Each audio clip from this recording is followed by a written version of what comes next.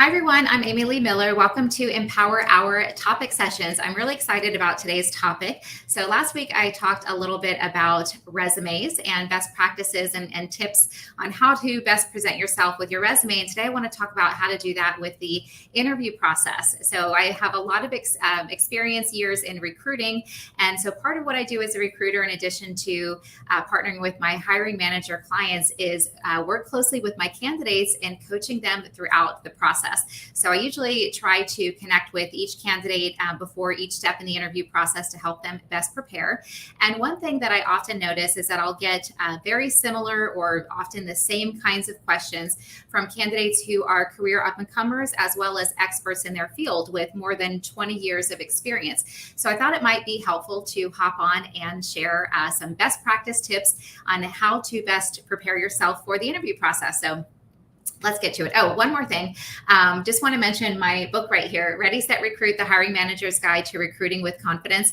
Part of what inspired me to write this book is that as a recruiter, I feel like I have what I like to call the 360 perspective. So of course, the perspective of the recruiter, but also the candidate and the hiring manager. So part of my role as a recruiter is helping to navigate, to move the process along and keep all parties happy. There can be many challenges in the interview process, some that are out of our control, but there are a lot of unnecessary inefficiencies too. So I wanted to write that book to help with that, help keep star candidates in the running until the end of the process, help make hiring managers' lives easier, and also help prepare candidates as well. So there's also some great tips in the book if you are a candidate and you are looking for some either motivation, inspiration, career direction, or to how to best set yourself up in the interview process. So, okay, let's get to it. The first thing that you want to do, or one of the things that you want to do, is practice. So you want to prepare your background. Basically, let me step back a moment. When you come to each step in the interview process, if you're speaking with somebody for the first time, you want to be able to clearly, confidently articulate who you are, where you've been, what you've done, what you're looking for, and why within 3 to 5 minutes. So you definitely want to practice that because typically for an initial interview, maybe a phone interview, maybe a 30-minute Zoom interview, it's short and 30 minutes goes by fast. So you don't want to take up 15 minutes describing your background. So it's important to practice that. I'll even do that as well. So I work for myself, so I'm not interviewing, but each time I'm going to speak with somebody, maybe that a new connection or somebody I haven't connected with in a long time, and we want to trade stories, maybe collaborate, maybe a prospective client, I too am going to practice. I'm going to take a little bit of time practicing articulating what I do. And so, we all need practice. So no matter how many times you have interviewed, definitely practice. You want to be as transparent and clear as possible in telling your background. So this is one thing that I notice a lot as well.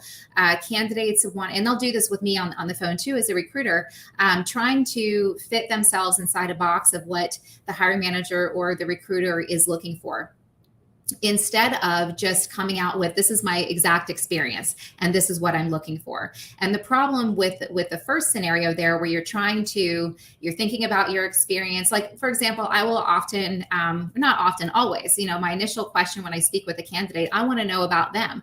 I want to take a few minutes to understand their current role, what they're doing, how it's going, if they're in sales, who they're calling on, what they're selling, maybe what their achievements have been, and then what they're looking for. If they're actively looking, why is that? Because if the opening that I have is not a fit, I can still best use this time to learn more about the candidate, because maybe I'll have something down the line. But if instead the candidate is trying to figure out how to fit their experience into direct alignment with the opportunity, that's going to make for a unnecessarily lengthy conversation, because then what it does is you're giving either the recruiter or the hiring manager a puzzle basically to figure out. If you can't clearly articulate what you do, then how can I, and how can the manager understand? So if you're not able to quickly, confidently articulate, this is my experience and what I'm looking for in just a few minutes, and I have to keep asking questions in different ways to understand the experience, I'm not going to be very confident in my ability to then relay your experience to the hiring manager. And then we're kind of wasting everybody's time. So this can actually hold you back. So don't try to fit yourself inside a box, because it's inefficient, and it's not going to help you get where you want to go faster, because then the hiring manager will be confused on what your experience is. So you want to demonstrate your ability to be confident, to be articulate, to be clear and direct and efficient. So practice your elevator pitch, if you will, so that you are ready to share in just 3 to 5 minutes. I could go on about that, but let me move on. So again, recapping that, your job as a candidate, no matter what the opportunity is to come prepared and to put directly in the hiring manager's face. This is who I am. This is where I've been. This is what I have done. This is what I'm looking for, and this is why. So where I've been and what I've done, that means where have you worked? What was your responsibility there? If it's sales, who did you call on and what did you sell? And then what were your achievements? And then, rule of thumb.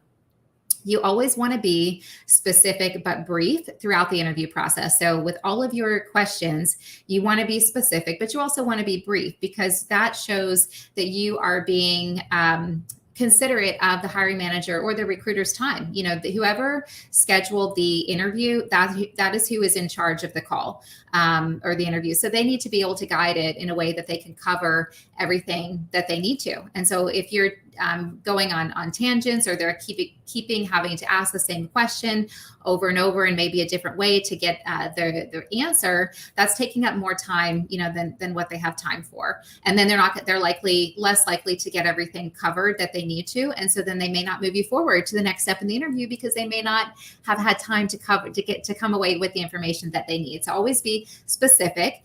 We want to give the answer, the complete answer, but brief. And then if the hiring manager has questions or wants to dig deeper, then they can do that. So you're leaving them in control of the call that way and being respectful of their time.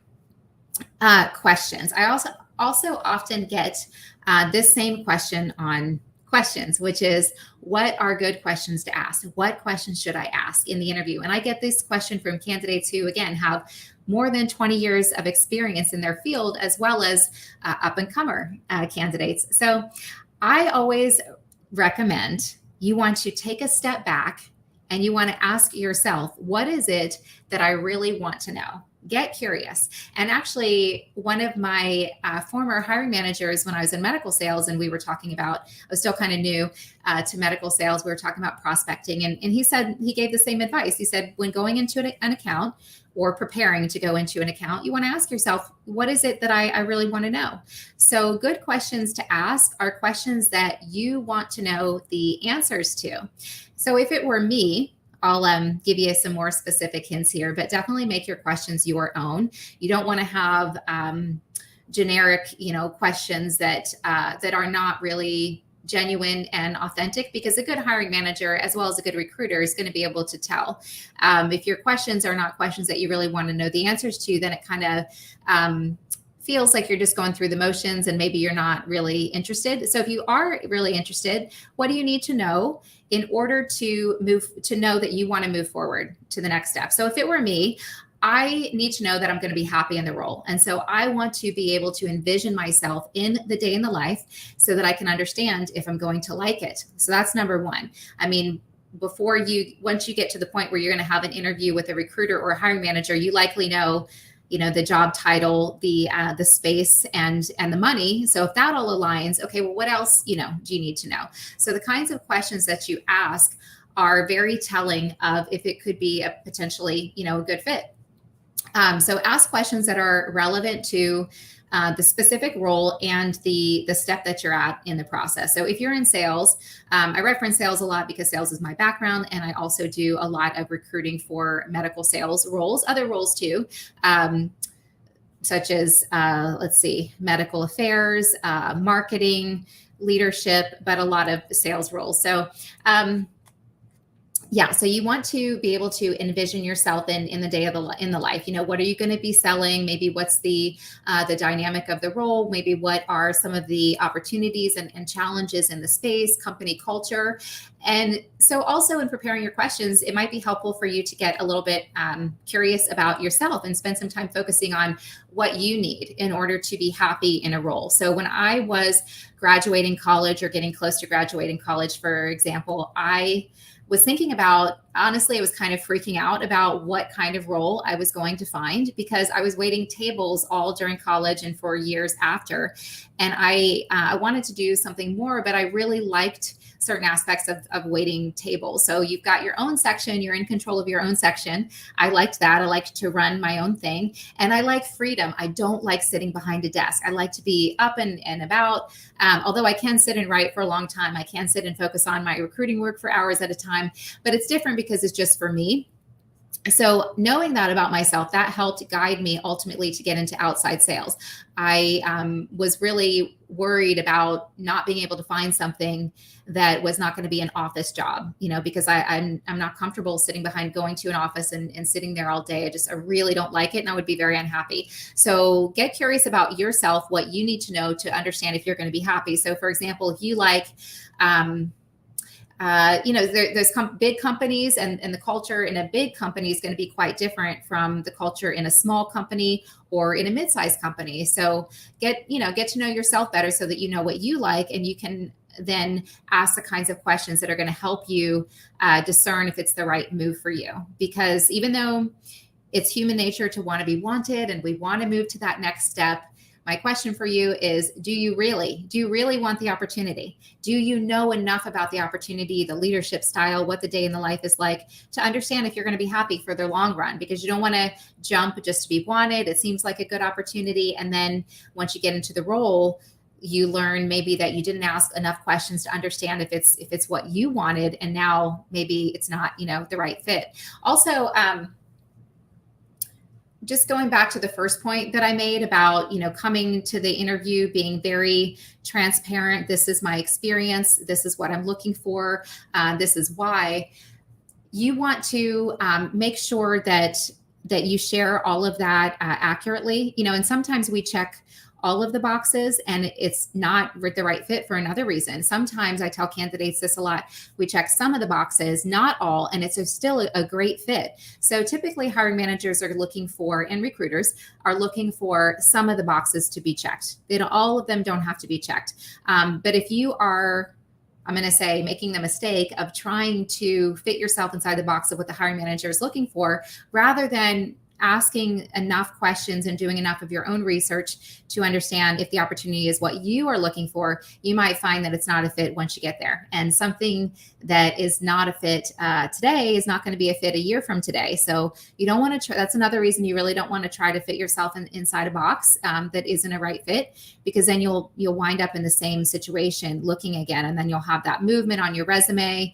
And then it comes the question, if you have a lot of resume movement, well, do you have your priorities straight? Was there a sign that this was maybe not the right fit? So yes. Okay. So questions, we talked about that. Closing. So if you're in sales, there of course is a process to earning the close. Well, there's also a similar process or the closing process in an interview is similar as well. So if you're not in a sales role, it could be a little bit different.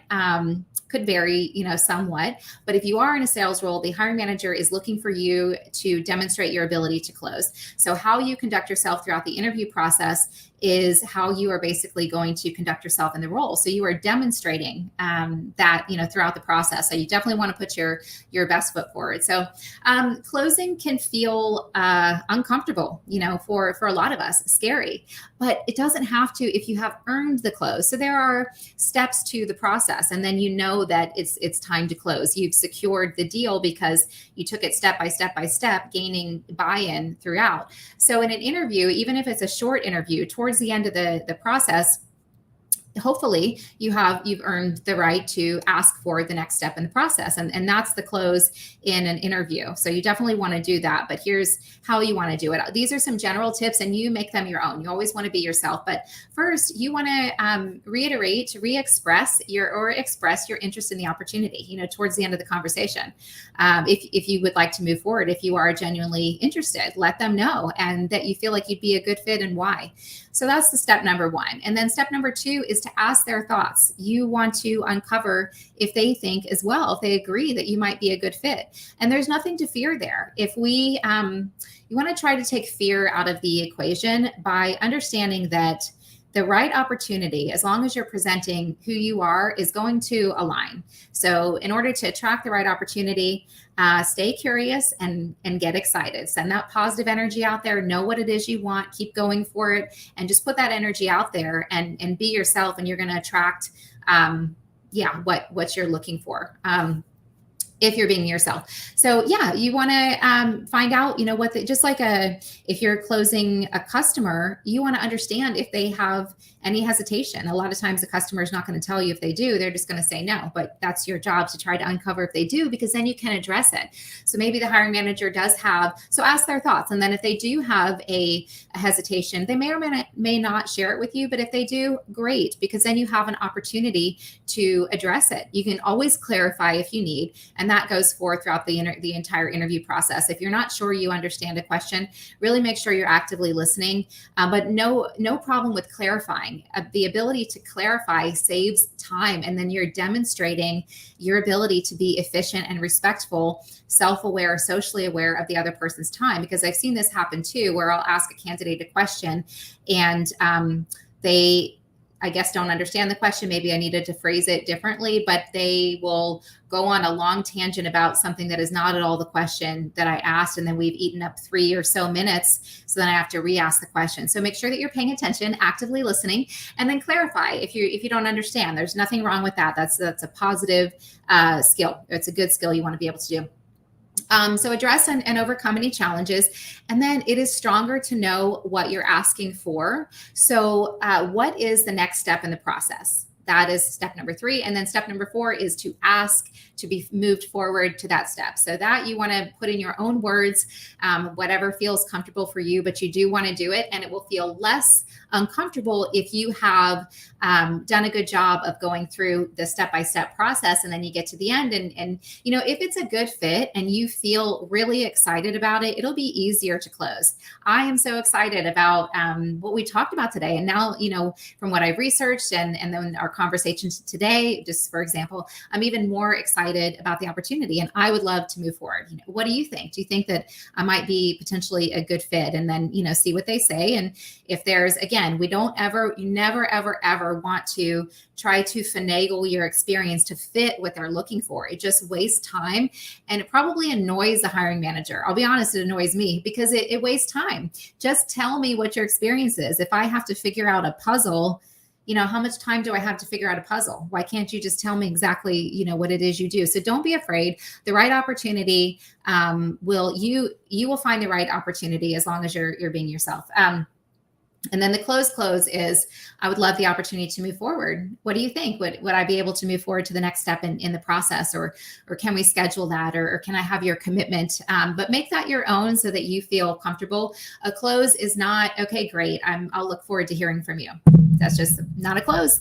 And then follow up. Okay, so you want to send a purposeful follow-up email after each step in the process and to each person involved. And I actually recommend not sending the email immediately right after. Definitely do it the same day. Don't let a day go by. Send the follow-up thank you email later that same day. But you could, give it a couple hours, or maybe you're running to get back to your current job or a meeting or something like that. So give yourself some time. You don't need to be super, rush yourself to quickly send an email. And by giving yourself a couple hours, or maybe till the end of the day, a little bit of time, you let things kind of marinate a little bit and settle, and maybe you have some more thoughts that come up about the interview. Maybe there's something interesting that the hiring manager shared that piqued your interest. Maybe come up with a question or an idea on how you're going to further research the opportunity. So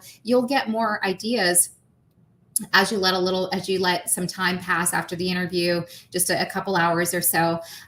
So at least the same day, but it doesn't need to be right after. Give yourself a little bit of time so that you have an email of substance to put together. And again, specific yet brief. Don't send the hiring manager a long story of an email. I saw a candidate do that once because they CC'd me on the email, and I knew this candidate's not getting moved forward because they sent like a 2-page follow-up thank you email the hiring manager doesn't have time for that, and neither do the customers. And again, how we do anything is how we do everything. How you're conducting yourself in the interview process is how you will conduct yourself in the role. So brief but specific. But yeah, share something specific, something purposeful, and you want to do that. There's a bug in here, throughout each step in the process. So hopefully that was helpful. And if you guys have a question or a topic that you want me to speak on, you can message me. You can leave a comment, and I'll be back next week and see what I'm going to talk about there. Also wanted to share that in addition to recruiting, I also offer hiring consulting, helping leaders hire with confidence, and then one-on-one coaching for career direction and transition and general goal attainment. So that was fun for me. Thank you guys so much for watching, and hope it was fun for you too. And I'll see you soon.